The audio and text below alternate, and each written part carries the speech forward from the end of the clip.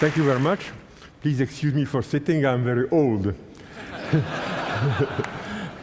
Well, the topic I'm going to discuss is one which is, in a certain sense, very peculiar, because it's very old. Roughness is part of human life forever and forever, and ancient authors have written about it.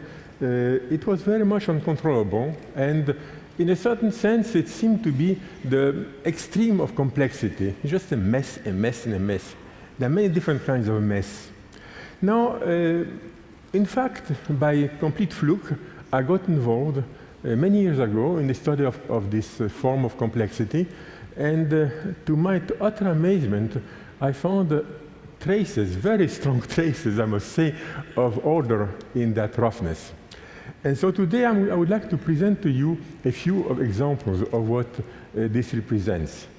I prefer the word roughness to the word irregularity, because irregularity, to somebody who had Latin in my long past use, means the contrary of regularity. But it is not so. Regularity is a contrary of roughness, because the basic aspect of the world is very rough.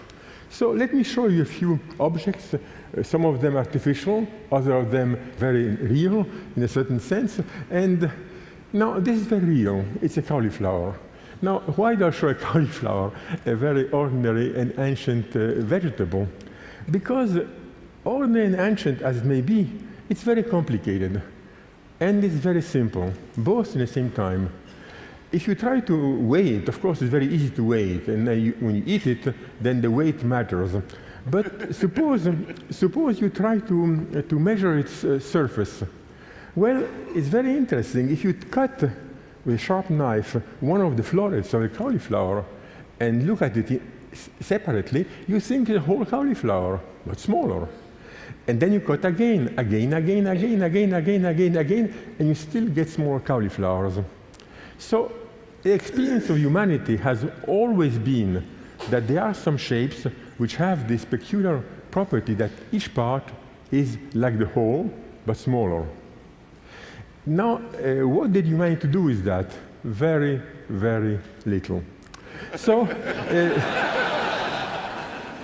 what I did actually is to study this problem and found something quite surprising, that one can measure roughness by a number. 2.3, 1.2, and sometimes much more. One day, a friend of mine, to bug me, brought a picture and said, what is the roughness of this curve? I said, well, just short of 1.5. It was 1.48.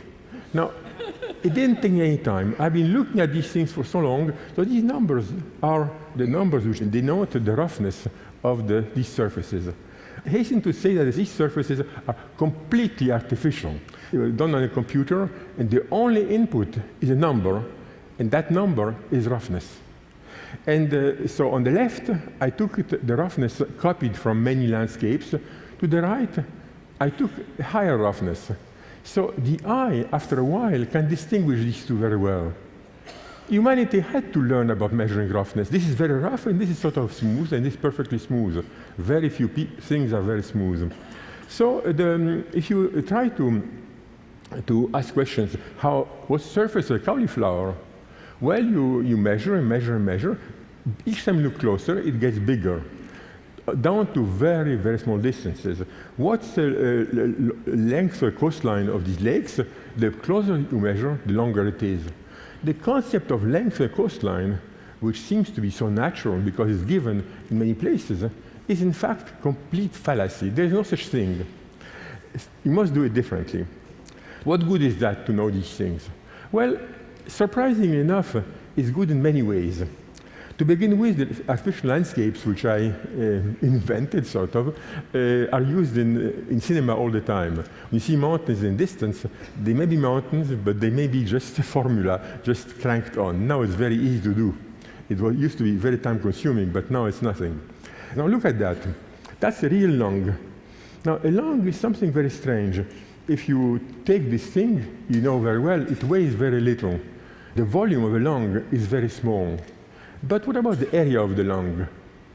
Anatomists were arguing very much about that. Some say that normal males' lung has an area inside of a basketball, and the others say no, 5 basketballs. Enormous disagreements. Why so? Because in fact, the area of the lung is something very ill-defined. The bronchi branch, and they branch not because, and they stop branching not because of any matter of principle, but because of physical consideration, the mucus which is in the lung. So what happens is that a whale will have a much bigger lung, but if it branches and branches down to distances about the same for a whale, for man, and for a little rodent. So now what good is it to have that?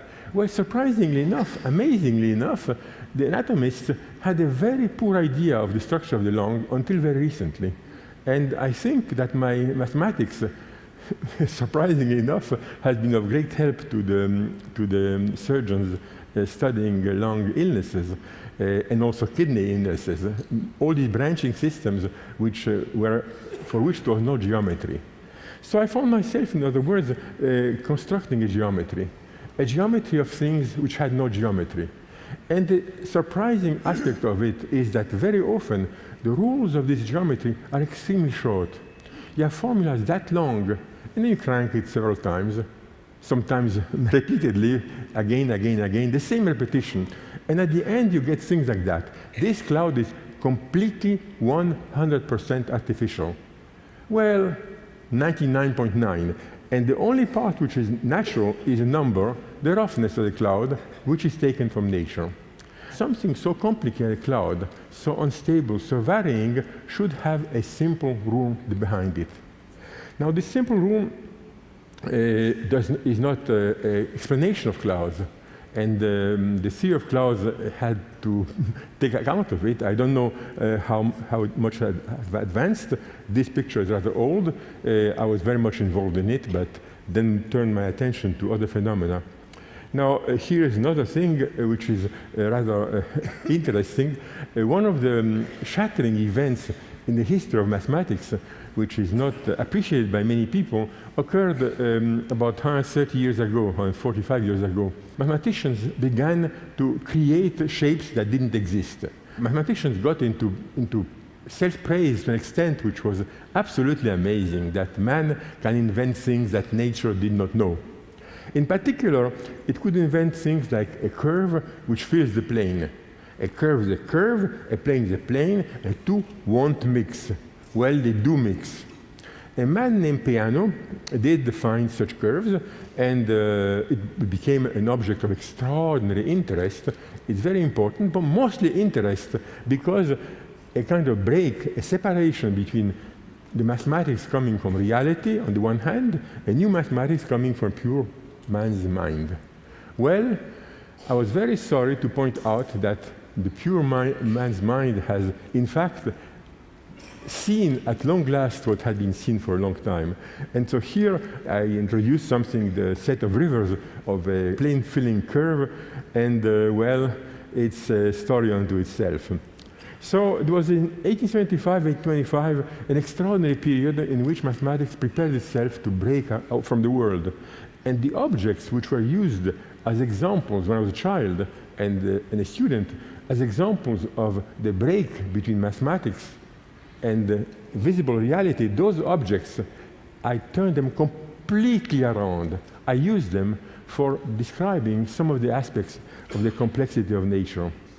Well, a man named Hausdorff in 1919 introduced a number which was just a mathematical joke, and I found that this number was a good measurement of roughness. When I first told it to my friends in mathematics, they said, oh, don't be silly. It's just something. Well, actually, I was not silly. Great painter Hokusai knew it very well. The things on the ground are algae. He did not know the mathematics. It didn't yet exist. And he was Japanese who didn't have no contact with the West. But painting for a long time had a fractal side. I could speak of that for a long time. The Eiffel Tower has a fractal aspect. And I read the book that Mr. Eiffel wrote about his tower, and indeed it was astonishing how much he understood. This is a mess, Brian loop. One day I decided, halfway through my career, I was helped by so many things in my work, I decided to test myself. Could I just look at something which everybody had been looking at for a long time and find something geometrically new? Well, so I looked at this thing which is called Brownian motion, which just goes around. I played with it for a while, then I made it return to the origin. Then I was telling my assistant, I don't see anything, can you paint it? So he painted it, which means that he put everything inside. When this thing came out, I said, stop, stop, stop. I see it's an island. And then, amazing, so Brownian motion, which happens to have roughness of number of 2, goes around. I measured it, 1.33, again, long measurements, big Brownian motions, 1.33. Mathematical problem, how to prove it? It took my friends 20 years. 3 of them were having incomplete proofs. They got together, and together they had a proof. So they got a big medal in mathematics, one of the 3 medals that people received for proving things which I've seen without being able to prove them. Now, everybody had asked me at one point or another, how did it all start? What got you in that strange business? What got you to be, at the same time, a mechanical engineer, a geographer, and a mathematician, and so on, and a physicist? Well, actually, I started, oddly enough, studying stock market prices. And so here I had developed this theory, and I wrote books about it. Financial prices increments. To the left, you see data over a long period. To the right, on top, you see a theory which is very, very fashionable, because it's very easy, and you can write many books very fast about it. So there are thousands of books on that. Now, compare that with the real price increments. And where are real price increments? Well, these other lines include some real price increments and some forgeries which I did. So the idea there was that one must be able to how to say, model price variation. And it went extremely well 50 years ago. For 50 years, people were sort of poo-pooing because they could do it much easier. But I tell you, at this point, people listened to me. These 2 curves are averages, Standard & Poor, the blue one, and the red one is Standard & Poor, from which the 5 biggest discontinuities are taken out. Now, discontinuities are a nuisance, so in all of many studies of prices, one puts them aside, well, acts of God, and you have the little nonsense which is left. The acts of God on this picture are 5 acts of God are as important as everything else. In other words, it is not acts of God which you can put aside. That is the meat, the problem. If you master these, you master price, and if you don't master this, you can master the little noise as well as you can, but it's not important. Well, here are the curves for it. Now I get to the final thing, which is the set to which my name attached. In a way, it's the story of my life. My adolescence was spent during German occupation of France, and since I thought that I may vanish within a day or the week, I had very big dreams. And after the war, I saw an uncle again. My uncle was a very prominent mathematician, and he told me, look, there's a problem which I could not solve 25 years ago, and which nobody can solve. This is construction of a man named Julia and named Fatou. If you could find something new, anything, you will get your career made. Very simple. So I looked, and like the thousands of people I tried before, I found nothing. But then the computer came, and I decided to apply computer not to new problems in mathematics, like this wiggle, that was a new problem, but to old problems. And went from what's called real numbers, which is points on a line, to imaginary complex numbers, which are points in the plane, which is what one should do there. And this shape came out. This shape is of an extraordinary complication. The equation is written there. Z goes into z squared plus c. It's so simple, it's so dry, it's so uninteresting. Now you turn the crank once, twice. Marvels come out. I mean, this comes out. I don't want to explain you these things. This comes out.